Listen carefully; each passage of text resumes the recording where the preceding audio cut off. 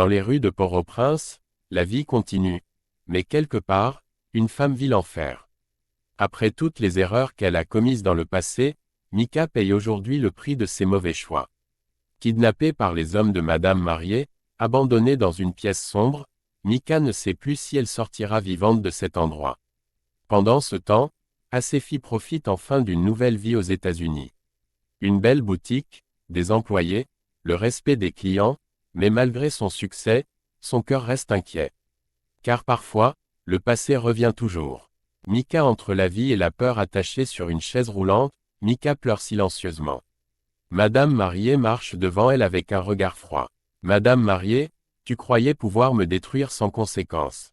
Mika baisse la tête. Mika, je reconnais mes erreurs, pardon, mais Madame Marié refuse d'écouter. Pour elle, la vengeance est plus importante que le pardon. Elle ordonne alors à ses gardes d'enfermer Mika dans une chambre secrète. Sans téléphone, sans aide, sans espoir, Maki commence à s'inquiéter en République dominicaine. Maki sent que quelque chose ne va pas. Depuis plusieurs heures, Mika ne répond plus au téléphone.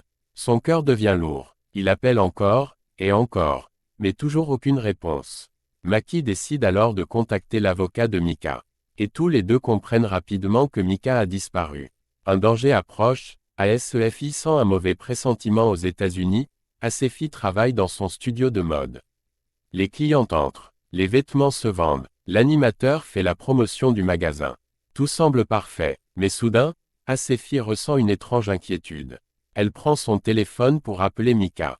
Pas de réponse. Le silence devient inquiétant. Asefi murmure, « Seigneur, protège mon ami. » Fabi veut changer de vie de son côté, Fabi continue son changement.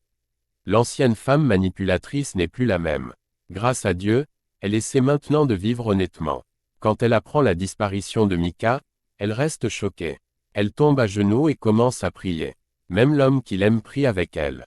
Car tous comprennent une chose, Madame Marié est capable du pire. Mika craque dans la pièce sombre seule dans le noir, Mika commence à repenser à toute sa vie. Les mauvaises décisions, les trahisons, la souffrance qu'elle a causée aux autres, les larmes coulent sur son visage. Mika, Dieu, donne-moi une dernière chance, mais au même moment, Madame Marié prépare déjà un nouveau plan machiavélique. Et cette fois, ce n'est pas seulement Mika qui est en danger.